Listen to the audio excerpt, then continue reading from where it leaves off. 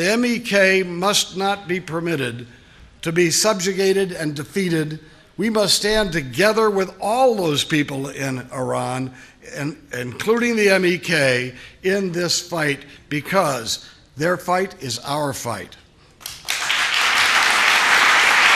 Prime Minister Maliki will be held responsible for any attacks and deaths of those people in Camp Liberty. We will hold him responsible. If there are more attacks, we will put forward a resolution declaring Maliki and his government a supporter of state terrorism to be treated as a terrorist regime.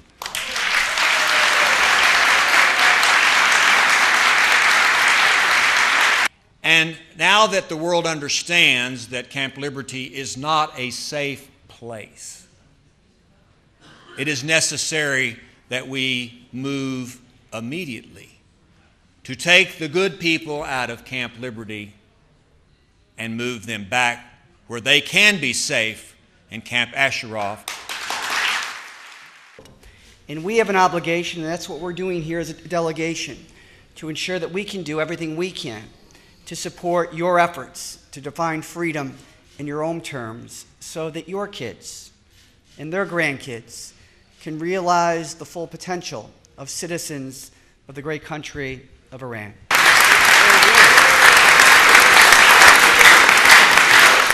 That's what we should be saying to you over and over again. You're the ones with the courage. You're the ones with the resiliency. You're the ones that care about your country and your people. So on behalf of our delegation, I want to say once again, thank you, thank you, thank you. Keep up the struggle.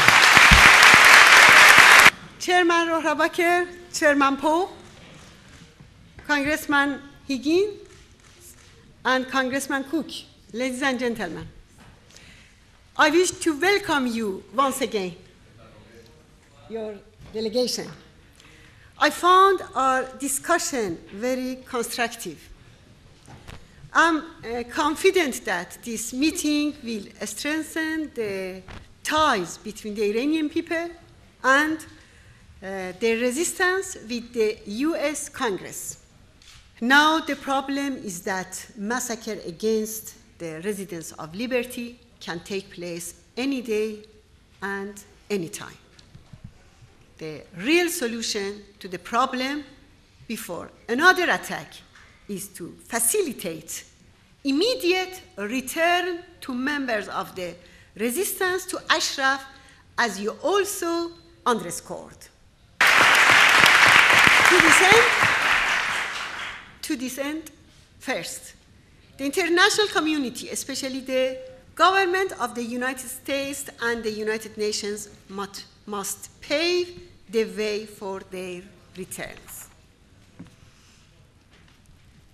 Two, the UN High Commissioner for Refugees must declare the collective refugee status of members of the resistance.